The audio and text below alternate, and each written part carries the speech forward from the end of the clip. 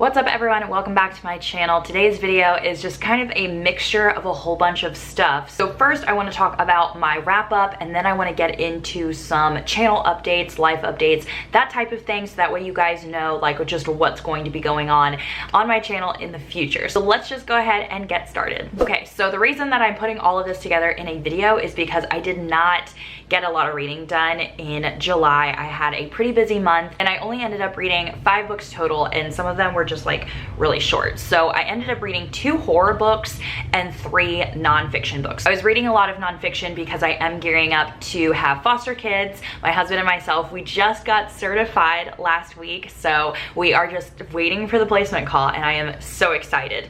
But with saying that, 2 of the nonfiction books that I read were like about foster care, and then the other one was a parenting book. And so I don't feel comfortable actually star rating those. So once we get into it, I will talk just a little bit about them, but I'm not going to be giving an actual star rating because number one, I don't have children yet, so I feel like my opinions aren't very valid at the time. But then also I just don't feel comfortable like rating other people's, you know, foster care experiences or situations.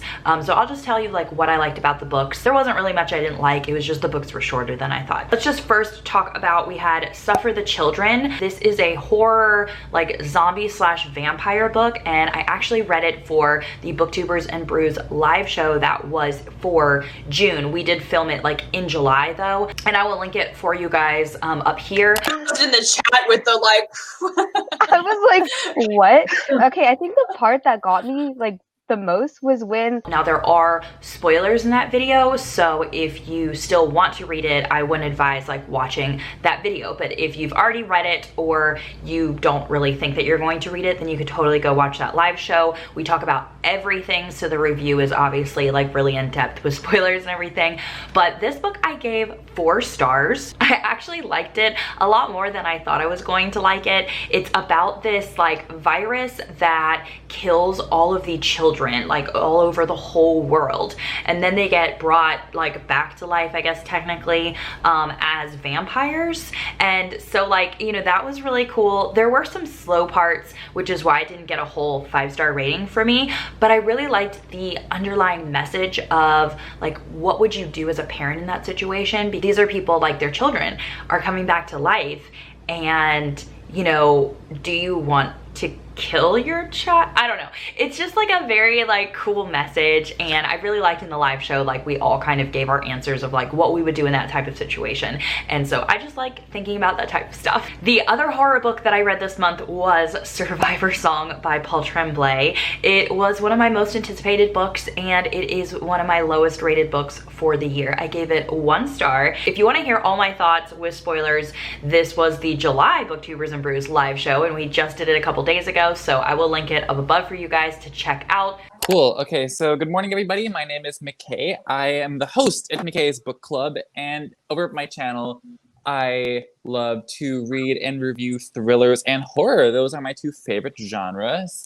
Currently, I have started reading this book called No Exit yesterday, which is quite interesting. so good. Oh, Gwen, I can see a physical reaction on this chat. But again, there are spoilers in that. Be careful if you haven't read it yet. But Survivor Song, I thought was going to be a apocalyptic surviving book, and I mean it was apocalyptic because it's about, again, this like virus that has kind of spread all over the country and is turning people into kind of zombie-like creatures, but we don't see much of that in the story. Most of this book is about 2 people and their friendship, and the span of this book takes place in pretty much like a 3-hour to 4-hour time period. So it just felt like the story just drug out so much. It is a fast read, but like it's still, I just felt like I was reading the whole book and I just still wasn't getting anywhere. It wasn't doing what I wanted it to do. So I think that's part of my fault for not like knowing much about it before going into it, because I was assuming that it was going to be like fast and there were going to be, you know, like lots of zombie scenes and stuff like that, and it wasn't. It's very character driven. So if you like those types of books, I don't, which I think is why I didn't like it that much. But if you love characters and like friendship stories, then you might actually like this book. So maybe you want to give it a try. Okay, then the foster parenting books that I read, one was called, I think it's No Sugarcoating, like the truth about foster care. I mean, I'll have it popped up here, but the title was really long, so I didn't write it all the way down in my bullet journal. But this was very short. It was only like 75 pages, and it was just about like the author's experience of foster care. So like I did get some interesting new things out of it, but then some stuff, obviously, because they're, you know, everyone's in different states and all the rules are in different states, you know, so some of it didn't apply to me, some of it I already knew. I bought this book. If you guys know, like, I'm on a book buying ban for the whole year, but I gave myself 2 credits, and I used both of those credits on these 2 foster books that I'm going to talk about. And now I kind of wish that I didn't. Like, they weren't available at my library, but if you have them available at your library, like, I think you should definitely get them at your library, because spending like $7 to $12 on a book that was very short and, you know, the information wasn't all relevant, I just feel like borrowing it would have been a better idea. But you know, I'm glad that I read it. It was interesting to see other people's foster care experiences. And then the other one was Keep the Doors Open, and this I also had bought. This one was a little bit longer. It was about 200 pages, and it did just come out this year. And again, I don't want to rate this book because this was just all of the stories that this one family had with doing foster care for a year. So I think I liked this one maybe a little bit better than the other one. But again, I just feel like my money wasn't worth what I was reading, just because it is just stories and because I'm in a different state. And I mean, that's my own fault for like not really researching, I guess, ahead of time. But, you know, some of it was relevant, some of it wasn't relevant. It was interesting though to like hear more about foster care, because I feel like it's really hard to find information about foster care. Like, people don't really, you know, talk about it that much. So I am glad that I read them and got to know a little bit more about the experience. Okay, last but not least, I read Parenting with Love and Logic, and I just picked this up because I asked for a bunch of parenting recommendations and everyone gave me a huge list. So I'm starting with like all of them. And so I don't want to say that like I agree with any certain book. I am not rating this book either, just because I don't have foster kids yet. I don't have biological kids either. So I feel like my opinion doesn't matter because I don't have anyone to test these like, you know, things out on. I will say that this book I could see being problematic in certain areas, especially with foster care. I did like how this book kind of like put the responsibility on the child. Like, for instance, if it's cold outside and they're about to go play outside and you tell them like, hey, put a coat on, and they're like, no, I don't want to put a coat on, and you're like, put a coat on, and like you have this battle. Instead, what the book was saying was that, you know, you could be like, oh, it's really chilly outside, like I'm gonna wear my coat, and then they're like, nah, I don't want a coat. Then they go outside and they realize it is cold, and you're like, yeah, it is really cold outside. And you just kind of like instead of being like, I told you so, or fighting about the coat, then it's supposed to give them the responsibility to be like, wow, I'm freezing right now, maybe next time I will put a coat on, you know, that type of thing. That's just a very small example in the whole entire book. There were examples where, you know, you send your child to bed without food because they didn't like what was cooked.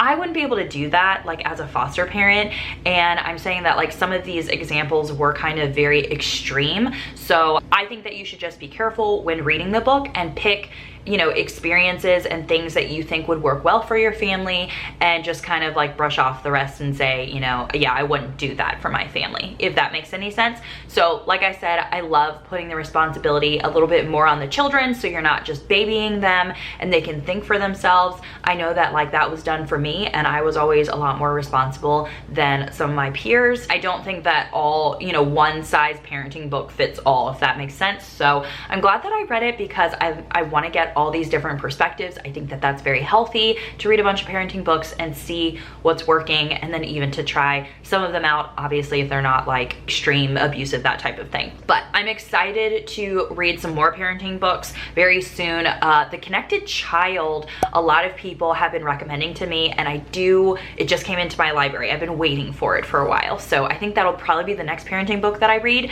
But I have so many on my stack that people recommended. So over the next couple months, I will be going through those, and hopefully you guys can see my thoughts, and eventually I'll be able to try out the parenting styles. Okay, so that was it for the wrap up. This month was just a little bit bad for me with reading because I did go on a book club Gatlinburg retreat for the first time. So if you guys don't know, like, I have an online book club. It's coming up on its 3rd year anniversary, which is crazy. And we just had our very first retreat, which we had gotten this big cabin in Gatlinburg. We were very safe. We did not go out to do hardly anything. We kind of stayed in the cabin. We wore masks while we were there, but it was just so fun. Like, we played so many games. I learned how to play Phase 10, and we pretty much spent like the 4-day trip playing games together, drinking together, laughing together. We literally were crying when it was time to leave. It was one of the best experiences of my life, and those ladies are some of my like all-time best friends. And so I am just like so happy for that community that was built through my book club. Like, it's just amazing, and it was just such a good experience, and I cannot wait for next year's retreat. Hopefully COVID will not be a thing by next year's summer, but we'll have to hope. But that's why I didn't get a lot of reading done, because obviously like kind of a week was spent doing that trip. And then just coming back, I was just in such like a funk from having such a good trip and experience, and then coming back to, you know, like real life, and all of these friends live all over the country, so I won't be able to see them again for like another year. So I was in like a very sad mood for a week and didn't feel like reading. But now let's move on to August. Now, I didn't want to officially put out an August TBR because, talking about my book club, I am a team leader in the Jeopardy TBR challenge.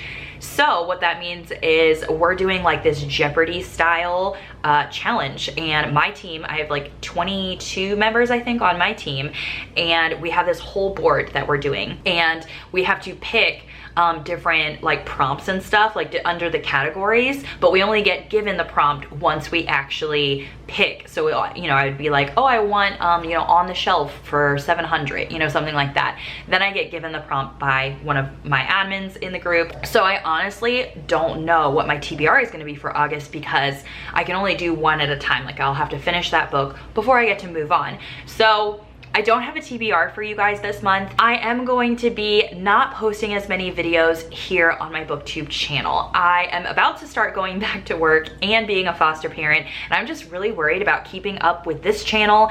And if you guys don't know, I have a main channel which I also post, you know, 2 weekly videos on. So I think from now on I'm going to go down to like 1 video a week or 4 to 5 videos per month for this book channel. And what that means is, like, I don't want to just post the basic like TBRs, book hauls, tag videos in those 4 videos. I want them to be good quality content for you guys. So I'm kind of going more over, you know, quality versus quantity. And so I'm taking out the TBR videos, and instead I want to focus more on doing secret TBRs for you guys and other really cool videos. Well, I don't know if they're going to be super cool because I'm not that creative, but you get the gist. Like, I don't want to spend my time just doing TBR videos every single month and then feeling bad that I have to stick to that. I'd rather be doing other videos in the time that I have, and so there won't be any more TBR videos for the rest of the year, I think. Like, that's what I'm planning on. And then there probably won't be any hauls either, just because I unhauled a lot of my books and I'm trying to get through the stacks that I have. I don't want to be hauling a bunch of new books, but I still want to do like random spoiler vlogs. I still want to do reading vlogs.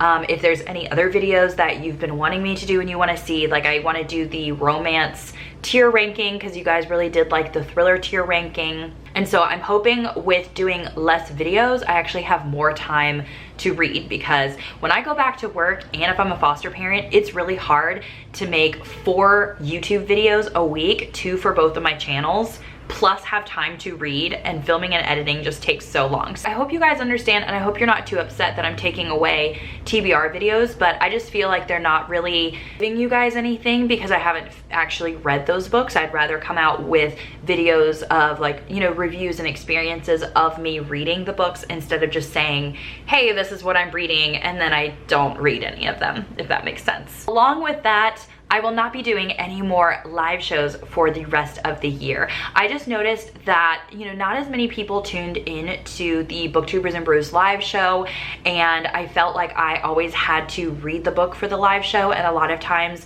they were books that I ended up not really liking.